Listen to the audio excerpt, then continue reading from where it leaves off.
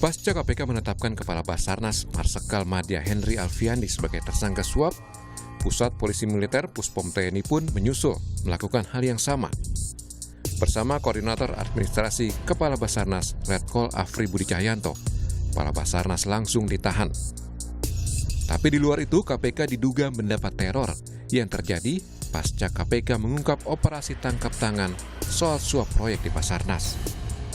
Salah satunya berupa karangan bunga misterius yang ditujukan ke pimpinan dan pejabat struktural KPK. Karangan bunga dikirim ke rumah Wakil Ketua KPK Alexander Marwata. Dalam karangan bunga disebut dirinya sebagai tetangga, yang isinya, selamat atas keberhasilan Bapak Alexander Marwata memasuki pekarangan tetangga. Sementara dari keterangan tertulis Wakil Ketua KPK Nurul Gufron menyebutkan, dalam beberapa hari ini mendapatkan tantangan dan ancaman atau teror nyawa dan kekerasan ancaman dan teror tersebut disampaikan melalui pesan WhatsApp dan karangan bunga yang dikirim ke rumah pejabat struktural dan pimpinan KPK karena memberantas korupsi. Serangan pembunuhan karakter ini bagian dari tantangan tersebut. Penetapan tersangka Kepala Basarnas oleh KPK sempat menuai polemik. KPK mendadak jadi sorotan setelah Wakil Ketua KPK Yohanes Tanak meminta maaf kepada TNI dan menyalahkan anak buahnya yang dinilai hilaf soal penetapan tersangka Kepala Basarnas yang merupakan perwira tinggi TNI aktif. Presiden Joko Widodo pun akhirnya angkat bicara. Presiden menyebut ada permasalahan koordinasi. Jokowi menegaskan akan melakukan evaluasi terkait penempatan pejabat di lembaga yang strategis, termasuk jabatan sipil yang diisi militer. Pak, ada evaluasi perwira tinggi TNI yang menduduki jabatan sipil nggak? Karena akhirnya kalau ada masalah hukum ke depan akan terjadi konflik seperti Kabasarnas. Semuanya akan dievaluasi, tidak hanya masalah itu, semuanya. Karena kita tidak mau lagi di tempat-tempat yang sangat penting terjadi penyelewengan, terjadi korupsi. Kini kasus suap Kepala Basarnas berada di tangan Puspom TNI dengan tetap berkoordinasi dengan KPK. Menko Polhukam Mahfud MD yakin proses penanganan kasus korupsi pengadaan di Basarnas yang berproses di peradilan militer akan steril dari intervensi politik dan tekanan masyarakat. Atas arahan Panglima TNI dan Kasau, Puspom TNI sudah melanjutkan mentersangkakan atau menjadikan tersangka pejabat yang bersangkutan dan sudah ditahan untuk selanjutnya diproses menurut hukum di peradilan militer. Kesan saya pribadi, peradilan militer itu kalau sudah mengadili biasanya lebih steril dari intervensi politik, ya. Biasanya lebih steril dari tekanan-tekanan masyarakat sipil. Oleh sebab itu kita percayakan ini kepada peradilan militer dan kita semua akan mengawalnya dari luar. Dalam kasus korupsi di Basarnas, KPK menduga sejak tahun 2021 hingga 2023, Kepala Basarnas menerima suap lebih dari 88 miliar rupiah. Tim Liputan, Kompas TV.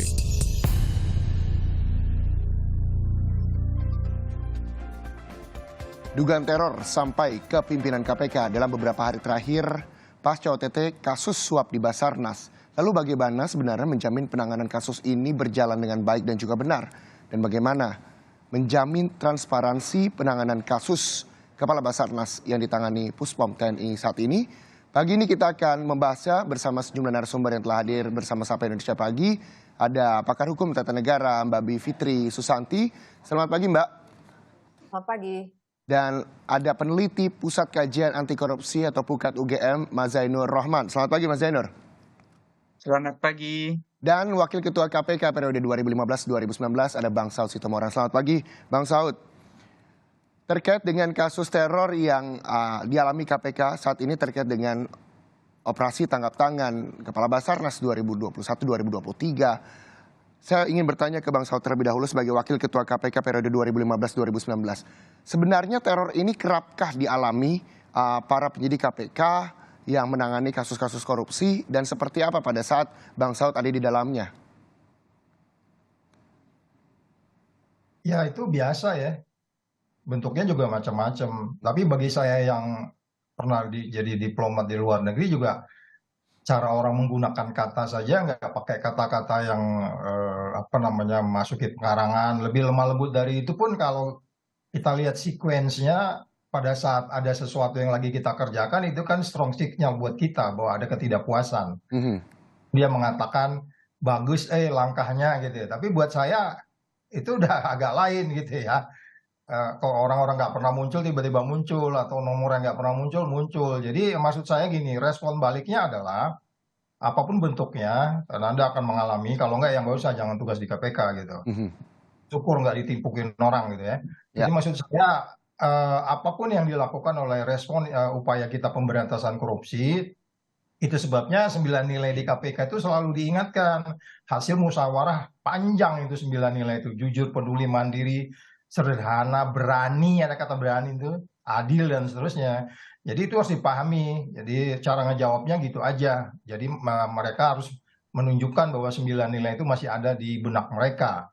Jadi sederhana ya harus sederhana, nggak boleh naik helikopter juga misalnya gitu ya kan. Jadi banyak nilai-nilai itu harus dijabarin gitu loh. Jadi berani ya berani, jujur jujur, jangan bilang pagi sore bilang ini, lain bilang ini. Jadi kada satu paket itu 9 nilai. Jadi harus dipahami. Mungkin sementara itu dulu, Mas. Ya, Bang Saud, tapi ketika para penyidik KPK ini mendapatkan ancaman dan juga teror, baik itu karangan bunga yang baru kita lihat tadi, dan juga SMS begitu, apakah ini juga berpengaruh besar terhadap penanganan kasus tersebut atau seperti apa, Bang Saud? Kalau saya enggak, dulu kan waktu IKTP itu kan saya dituduh pembohong gitu. Mhm. Dilaporin ke polisi juga gitu kan.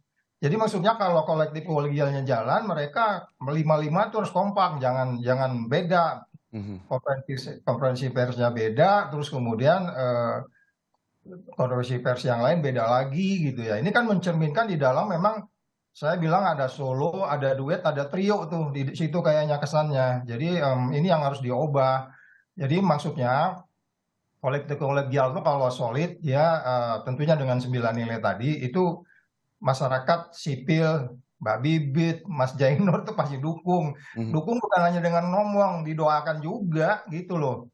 Kira-kira gitu. Oke, saya mau ke peneliti Pusat Kajian Anti Korupsi Pukat UGM, Mas Zainur Rahman. Mas Zainur, ini melihat setelah penetapan Kabasarnas tersangka kasus pengadaan barang begitu terkait dengan nilai korupsi 88,3 miliar rupiah, dan KPK akhirnya terus meminta maaf dan mendapatkan teror juga di sana. Anda melihatnya seperti apa penanganan kasus ini? Ya, pertama saya sepakat dengan Pak Saud ya, bahwa ketika seseorang masuk ke KPK itu sudah paham tentang pekerjaan dan risikonya. Jadi seperti teror, entah dari pihak manapun, itu merupakan satu konsekuensi yang tidak terhindarkan. Yang kedua, saya pikir tidak perlu kemudian khawatir gitu ya, bahwa teror-teror tersebut akan mempengaruhi jalannya penanganan perkara. Yang ketiga, saya pikir ya KPK perlu mengambil langkah-langkah preventif gitu ya, seperti ya katanya ada panic button, juga bisa membuat apa namanya, alert untuk pegawai dan juga para pimpinan. Juga kalau memang ancaman tersebut menjadi manifest, maka bisa kemudian lapor kepada aparat penegak hukum. Kalau diduga pelakunya berasal dari sipil ya lapor kepada Polri, kalau pelakunya dari militer lapor kepada Puspom TNI.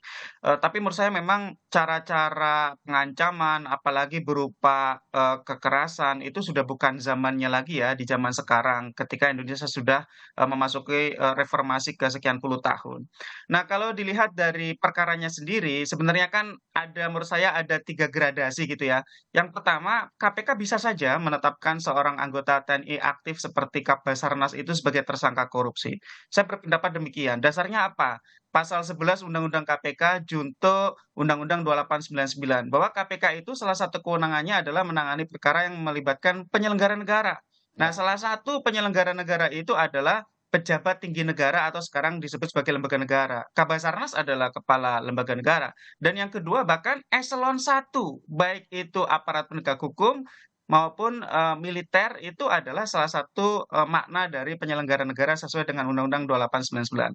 Tapi sebenarnya meskipun saya katakan ini KPK berwenang, yang kemarin terjadi itu KPK bukan menetapkan Kabasarnas sebagai tersangka. Kalau kita dengarkan pernyataan Pak Alex, Pak Alex itu sudah merevisi pernyataannya bahwa KPK nggak mengeluarkan sprindik. Jadi konferensi pers pertama itu menurut saya adalah salah ketika Pak Alex mengatakan KPK menetapkan 2 orang militer sebagai tersangka. Kenapa? Karena sudah direvisi oleh Pak Alex, ternyata tidak ditetapkan sebagai tersangka. Itu adalah bagian dari pekerjaan dari POM TNI yang akan dikoordinasikan oleh KPK. Jadi saya setuju dengan Pak Saud lagi-lagi bahwa ternyata di internal KPK sangat problematik bahkan untuk hal yang sangat elementer yaitu soal sprindik. Nah, selanjutnya kalau memang KPK tidak berani menetapkan sendiri seorang anggota militer aktif sebagai tersangka, maka seharusnya mengusulkan pembentukan tim koneksitas dari tahap penyidikan. Dasarnya apa? Pasal 89 Undang-Undang Kitab Undang-Undang Hukum Acara Pidana. Nah, kalaupun KPK masih tidak berani lagi atau tidak mau lagi ya menggunakan tim koneksitas, ya serahkan kepada Puspom TNI. Dengan cara apa? Dengan sharing informasi dan alat bukti. Lantas apa kalau KPK hanya menyerahkan kepada Puspom TNI? Gunakan pasal 42 Undang-Undang KPK. KPK lakukan koordinasi dan pengendalian, mulai dari penyelidikan, penyidikan, dan penuntutannya. Sehingga saya pikir 3 gradasi kewenangan yang diberikan kepada KPK itu seharusnya di-exercise, digunakan sebaik mungkin. Nah, kalau dalam kondisi sekarang, kemudian Puspom TNI mengatakan akan menangani sendiri dan akan menuntutnya di peradilan militer, diaminkan oleh Menko Polhukam, ya saya pikir ini memang juga tidak lepas dari strategi yang berantakan di internal KPK. Tetapi sekali lagi, kalau saya sih berharap untuk posisi saat ini, meskipun Puspom TNI mengatakan akan tangani sendiri dan akan ajukan ke peradilan militer, menurut saya belum terlambat bagi KPK untuk menawarkan pembentukan tim koneksitas menggunakan pasal 89 KUHP dan nantinya harus diajukan di peradilan umum sesuai dengan pasal 91 KUHP bahwa kalau ada tindak pidana korupsi tindak pidana dilakukan bersama-sama antara sipil dan militer, maka dilihat titik berat kerugiannya. Kalau kerugiannya adalah kepentingan umum, maka diajukan ke peradilan umum. Mas Riza. Ya, sebelum kita membahas terkait dengan tim koneksitas yang nantinya juga akan dibentuk untuk TNI dan juga TNI, KPK dan juga TNI, begitu saya mau ke Mbak Bivitri terlebih dahulu ini. Mbak Bivitri, ini kan Puspom tengah menangani tersangka yang berasal dari militer. Bagaimana menjamin agar publik juga tahu perjalanan penanganan kasus ini supaya lebih transparan dan juga profesional seperti yang dikatakan Pak Alex begitu di KPK? Ya, soalnya adalah tidak ada jaminan juga karena peradilan militer itu suatu mekanisme yang sangat berbeda dengan peradilan umum. Jadi hukum acaranya, kemudian juga yang perlu diketahui adalah bahkan dalam penuntutannya juga namanya auditor ya. Jadi semuanya militer. Dan itu yang sebenarnya dikhawatirkan dan sebenarnya ingin dibongkar sejak tahun 98. Namun kita terkunci ya karena juga dalam amandemen dalam Undang-Undang Dasar tetap dicantumkan yang namanya peradilan militer. Jadi satu-satunya cara adalah untuk meminta komitmen dari Panglima TNI dan dari semua pihak yang terkait dengan peradilan militer ini. Kalau tadi saya sempat membaca cuplikan liputan Kompas TV, misalnya Menko Polhukam bilang akan lebih steril, itu sebenarnya di satu sisi barangkali dianggap baik karena lebih steril dari kepentingan politik, tapi kan dengan kata lain Pak Mahfud ingin mengatakan selama ini ada intervensi di peradilan umum. Tapi di sisi lainnya saya ingin menyoroti lebih sterilnya itu karena memang tidak ada yang bisa memberikan masukan yang berarti. Jangan selalu bilang bahwa masukan dari masyarakat sipil itu ataupun pihak-pihak lain itu buruk. Karena nyatanya terkadang masyarakat sipil memberikan amicus curiae, itu adalah friends of the court ya, memberikan masukan kepada pengadilan, kemudian memantau jalannya sidang. Nah, hal-hal seperti itu yang derajatnya akan berkurang. Nah, ini yang komitmen ini yang saya kira perlu kita minta dari Panglima TNI dan juga dari pihak peradilan militer secara umum, dari Kamar Peradilan Militer di Mahkamah Agung juga, karena memang itu kamar tersendiri, Mas. Dia terpisah dari atas sampai bawah semuanya orang-orang yang punya pangkat kemiliteran. Dan karena itu juga tadi dikatakan steril, tapi kan juga artinya dalam hal memutuskan, memberikan putusan, itu juga biasanya akan muncul bias dari soal kepangkatan itu. Karena kita tahu persis dalam suatu institusi yang berbasis komando seperti itu sangat struktural, tentu saja tidak bisa dilepaskan dari bias-bias kepangkatan seperti itu. Sebagai contoh, waktu kasus Bakamla itu vonisnya 4,5 tahun waktu itu, dan dia tidak pakai mekanisme koneksitas ya waktu itu, ditanganinya langsung oleh peradilan militer. Nah ini di KPK memang selama ini belum pernah terjadi ternyata soal koneksitas ini, walaupun sebenarnya di undang-undang ada, dan bahkan kalau menurut saya ini masuknya betul-betul wilayah peradilan umum, tidak lagi peradilan militer. Tapi saya kira ini adalah politik penegakan hukum. Bagaimanapun kita sudah saya bisa menjabarkan, Mas Zainur, Pak Saud bisa menjabarkan semua peraturan perundang-undangan yang sebenarnya sudah sangat kuat menunjukkan bahwa ini semua harusnya masuk wilayah peradilan umum, tapi politik penegakan hukum kita masih mau memberikan semacam kekebalan begitu ya, seakan-akan kita tidak sama di hadapan hukum, padahal harus diingat ini kasusnya korupsi dan juga jabatannya bukan jabatan militer, ini adalah Kabasarnas. Jadi seharusnya pemberhentian dan seterusnya tidak mengikuti tata cara militer. Begitu Mas Reza. Oke, nah statement dari Mbak Fitri ini juga membuat masyarakat jadi lebih melek soal hukum kasus korupsi begitu. Ini di sidang di pengadilan umum atau pengadilan militer.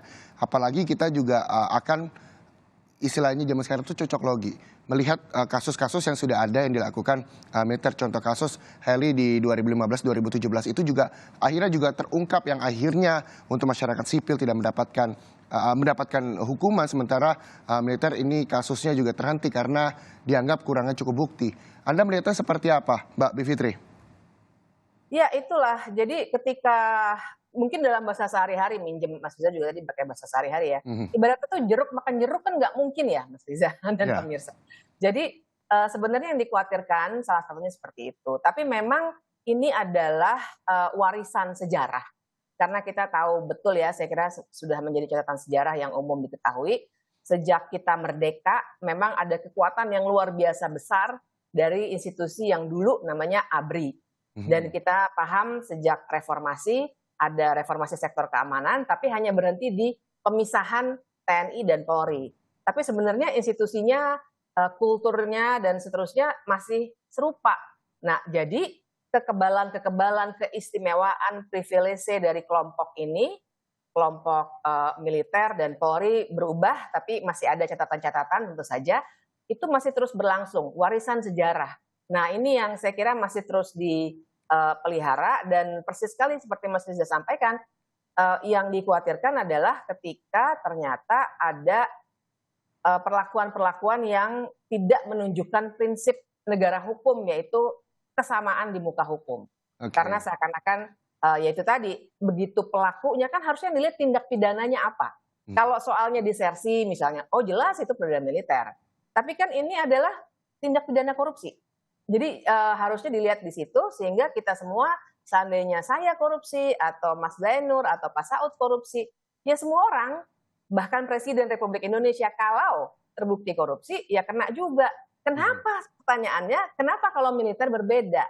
Itu pertanyaan kritis yang harus kita ajukan. Oke, itu makanya tentunya ada tadi Mas Zainur disampaikan bahwa adanya pengusutan koneksitas begitu. Terkait dengan pengusutan koneksitas ini, nanti kita akan bahasnya usai jeda, saudara. Jadi Anda tetaplah bersama Sapa Indonesia Pagi sesaat lagi.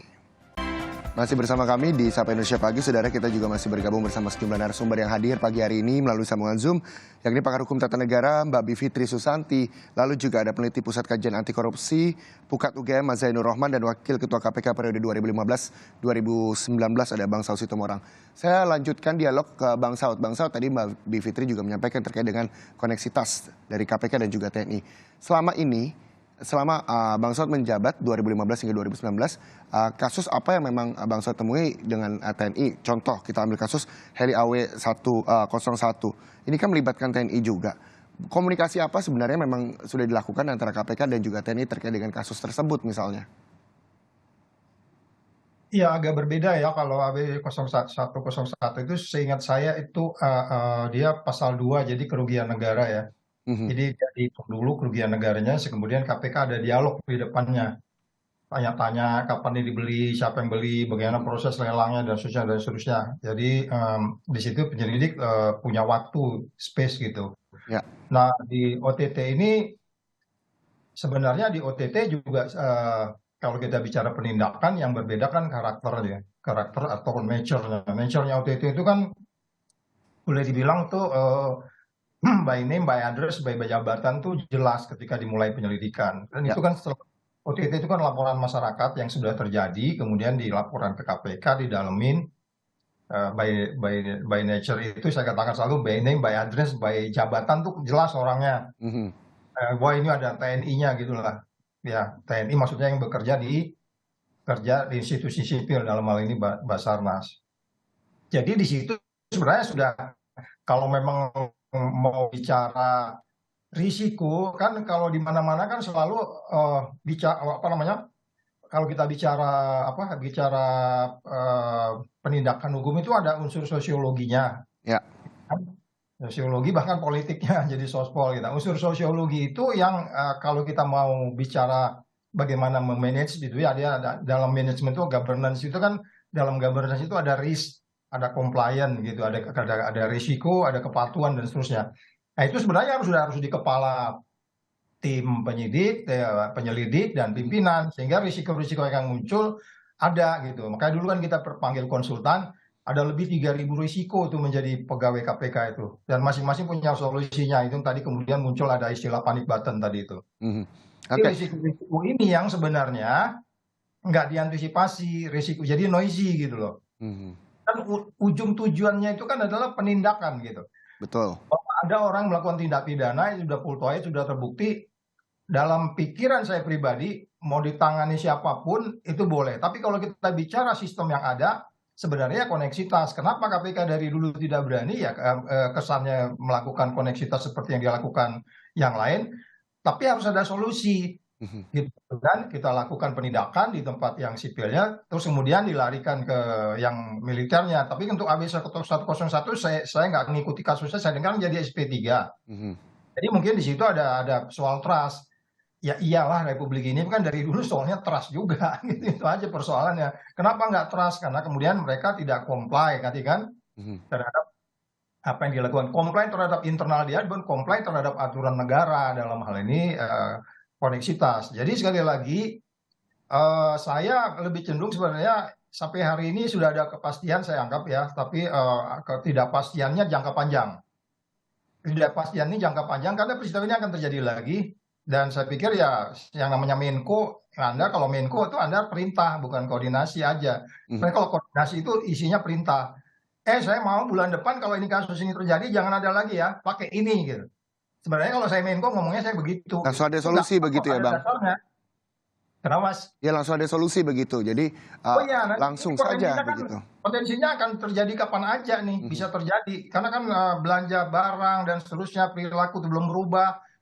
Jadi kita nanti kapan-kapan Mas interview saya lagi, nanya lagi kayak gini. Sebel juga tuh lama-lama, ya kan? Ya. Oke. Nah kalau ke Mas Zainur terkait dengan koneksitas TNI dan juga KPK ini, seharusnya seperti apa sih Mas? Tadi Bang Saud juga sampaikan bahwa terkait dengan kasus ini itu seharusnya juga merupakan sebuah perintah, bukan koordinasi lagi. Ya, kalau memang sekarang call tertingginya adalah koneksitas, tentu sekarang kan masing-masing sudah menetapkan tersangka ya, KPK untuk sipil, POM TNI untuk pelaku militer. Menurut saya sih tetap bisa dilakukan tim koneksitas itu. Dengan cara apa? Duduk bersama antara KPK dan POM TNI, bentuk tim koneksitas, rumuskan bersama untuk penyusunan dakwaan, dan nanti untuk penuntutan. Nah, harapan saya, ini kan sampai sekarang belum dilakukan. Menurut saya adalah ajukan ke peradilan umum. Menurut saya call tertingginya adalah ajukan ke peradilan umum. Jadi nanti di peradilan umum itu ada JPU dari KPK, ada JPU-nya adalah auditor militer digabungkan juga, dan hakimnya juga sama. Hakim dari pengadilan tipikor yang terdiri dari hakim karir dan hakim ad hoc ditambah dengan dari militer. Jadi ini juga peradilannya peradilan koneksitas. Dan itu semua dijamin di dalam pasal 91 KUHP. Ada dasar hukumnya sangat kuat gitu ya. Nah, tetapi kan harapan ini juga belum tentu akan terwujud ya. Kalau belum terwujud, saya tadi katakan ya KPK paling tidak exercise pasal 42 Undang-Undang KPK. Koordinasikan dan kendalikan. Jadi KPK bisa menjadi pengendali untuk perkara di militernya. KPK tetap bisa memberikan petunjuk, atau menyatakan ketidaksetujuan, atau melakukan setidak-tidaknya adalah melakukan pengawasan secara aktif, secara melekat kepada proses yang berlangsung di Puspom TNI untuk dua tersangka militer militernya. Nah, tetapi menurut saya sepakat dengan Pak Saud nih, saya sepakat sekali. Kita tidak bisa hanya bicara soal kasus Basarnas saja. Pertama kita flashback ke masa lalu di kasus Agusta Westland 101 di mana publik bertanya-tanya bagaimana dengan 5 tersangka militernya yang tidak dilanjutkan. Sehingga ini ke depan akan seperti apa? Nah, kalau kita bicara ke depan maka perlu dibahas. Di dalam Undang-Undang TNI pasal 65 itu kan kalau pelaku militer melakukan tindak pidana yang merupakan tindak pidana umum tunduk pada peradilan umum, melakukan pidana militer tunduk pada peradilan militer. Tetapi pasal itu digantung dengan pasal 74 Undang-Undang TNI itu, bahwa pasal itu baru bisa berlaku kalau Undang-Undang 3197 tentang peradilan militer itu diubah atau diganti. Sampai sekarang DPR dan Presiden itu mendiamkan reformasi sektor keamanan di bidang peradilan. Artinya, untuk mencegah hal seperti kekisruan di penanganan kasus korupsi Basarnas itu terulang kembali di masa depan, maka perlu melanjutkan reformasi peradilan sektor keamanan, yaitu reformasi peradilan militer. Ada amanat kok untuk memperbarui undang-undang peradilan militer, dan sekarang kita juga perlu juga dari sisi materialnya menyesuaikan dengan KUHP, dari sisi formilnya kitab undang-undang hukum acara pidana juga perlu disesuaikan sehingga ke depan harus ada kata putus dari negara. Ya. Ke depan kalau ada pelaku militer melakukan tindak pidana umum harus di peradilan umum, dan itu kan juga sudah dimuat di pasal 65 Undang-Undang TNI. Yang kedua adalah kalau ada penyertaan itu artinya adalah sebuah tindak pidana dilakukan bersama-sama dengan pelaku beberapa orang. Nah, penyertaannya antara militer dan sipil maka harus dalam bentuk koneksitas. Ya. Ya, harus dalam bentuk koneksitas. Nah, selanjutnya menurut saya yang perlu dilakukan berarti kan sekarang justru ada di tangan Presiden dan di tangan DPR. Mereformasi Undang-Undang 3197, mereformasi, menurut saya bahkan yang perlu direformasi adalah Undang-Undang TNI juga. Tadi Mbak Bivitri menyinggung soal reformasi sektor keamanan. Ini kan bermula dari jabatan sipil diduduki oleh militer. Ternyata konsekuensinya panjang.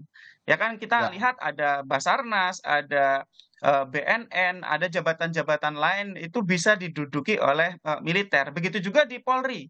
Di Polri itu juga bisa menduduki jabatan-jabatan di luar Polri. Nah, ini juga dikeluhkan. Rekan-rekan saya yang ASN banyak mengeluh. Kalau Polri boleh duduk di jabatan sipil, boleh nggak ASN duduk di jabatan di Polri yang non-PNS Polri? Nggak boleh. Begitu juga di TNI. TNI boleh duduk di jabatan sipil. Sekarang pertanyaannya, boleh nggak sipil duduk di jabatan Polri? Nggak boleh. Nah, ini tidak resiprokal. Nah, ini juga perlu ada reformasi yang menyeluruh. Dan ini tidak dilakukan sama sekali oleh periode ini gitu ya. Jadi ke depan solusinya adalah kata putus dari negara. KPK berwenang tidak tangani militer, harus ada kata putus. Di mana? Di undang-undang. Yang kedua, peradilannya di mana? Peradilan umum atau militer? Yang ketiga, bagaimana kalau terjadi penyertaan pelaku sipil dan militer? Harus ada kata putus. Kalau tidak ada kata putus, yang seperti ini masih akan terjadi lagi di masa akan datang, dan kekisruan-kekisruan itu masing-masing bisa dicarikan dasar hukumnya. Bahkan saya sampai sekarang berpendapat KPK boleh kok tangani militer, dasarnya pasal 11 Undang-Undang 19 Junto Undang-Undang 2899 itu sangat kuat juga dasar hukumnya. Oke, Ini kan walaupun cuma masalah TNI juga punya undang-undangnya sendiri gitu ya Mas Zainur ya? Iya, Oke. ini kan hanya masalah keberanian. KPK nggak berani aja gitu. Kalau mau bisa kok. Oke, KPK nggak berani aja, kalau mau bisa, Mas Zainur. Oke, kita ke Mbak Bivitri lagi. Mbak Bivitri, setujukah dengan statement dari Mas Zainur terkait dengan seharusnya dalam kasus ini, dalam kasus Kabasarnas 2021-2023, seharusnya di peradilan umum dengan adanya koneksitas dari TNI dan juga KPK yang tadi disampaikan Mas Zainur. Anda berpendapat seperti apa, Mbak Bivitri? Iya, sangat setuju. Jadi memang sudah saatnya kita juga kita semua harus menyadari ya, pemirsa semua mudah-mudahan dapat gagasannya bahwa korupsi itu kan masalah yang besar sekali di negara ini. Ya. Semua penyelenggara negara dan militer tidak terkecuali, kepolisian tidak terkecuali. Saya nggak mau bilang ada yang imun, nggak ada korupsinya. Nah, artinya ini akan terus-menerus berlanjut begitu ya. Artinya ada kemungkinan banyak terjadi kasus. Dan karena sekarang seperti dikatakan oleh Mas Zainur tadi, ternyata banyak sekali jabatan sipil penyelenggara negara yang diserahkan kepada militer, maka niscaya kasus ini akan banyak sekali yang terungkap. Jadi letaknya memang harusnya di peradilan umum, dalam hal ini pengadilan khusus sebenarnya ya, pengadilan tipikor secara khusus begitu. Kenapa? Karena selain tadi disampaikan misalnya pasal-pasal yang di KUHP mengenai koneksitas, bahkan Undang-Undang TNI sendiri kalau kita perhatikan pasal 65 ayat 2, walaupun ada perdebatan ini belum direvisi peradilan militernya, tapi normanya sudah sangat jelas bahwa dikatakan prajurit tunduk kepada kekuasaan peradilan militer dalam hal pelanggaran hukum pidana militer dan tunduk pada kekuasaan peradilan umum dalam hal pelanggaran hukum pidana yang diatur dalam undang-undang. Berarti jelas kalau ini bukan soal peradilan militer, ini adalah soal tindak pidana korupsi yang diatur dalam undang-undang tipikor. Dan orang yang bisa menyidik, menuntut dan seterusnya atau lembaga yang bisa melakukan hal itu adalah KPK karena sudah ada undang-undang KPK. Ada juga undang-undang tentang pengadilan tipikor. Jadi kerangka hukumnya sebenarnya sudah sangat jelas. Nah ini yang kita harus perhatikan dan sekali lagi jangan lupa bahwa Kepala Basarnas itu sesungguhnya bukan jabatan militer. Ini kan kita nggak berbicara soal apa ya, Pangdam, Koramil dan seterusnya. Tapi Kabasarnas yang sebenarnya jabatan sipil. Karena itu ini adalah bagian dari kerangka di Undang-Undang TNI sebenarnya yang mengizinkan adanya militer yang menduduki jabatan-jabatan sipil. Dan saya kira ketika nanti ada revisi Undang-Undang TNI, juga kita harus hati-hati di situ. Jangan sampai malah diperluas. Karena dalam revisi Undang-Undang atau rancangan revisi Undang-Undang TNI yang sempat beredar di masyarakat dan dibahas, ternyata mau diperluas lagi. Saya kira kita harus konsisten di sini, bukan soal kita anti lembaga ini, anti lembaga itu, bukan. Tapi kita berbicara soal equality before the law. Tidak boleh ada yang imun dalam penegakan hukum.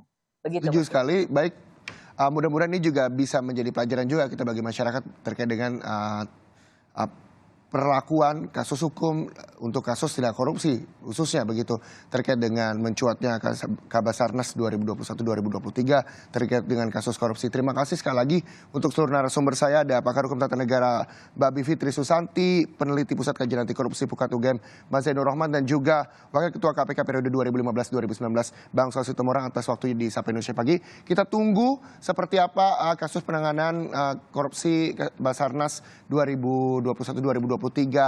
Kita berharap bahwa kasus ini bisa ditindak secara profesional dan juga transparan. Terima kasih sekali lagi para narasumber pagi hari ini.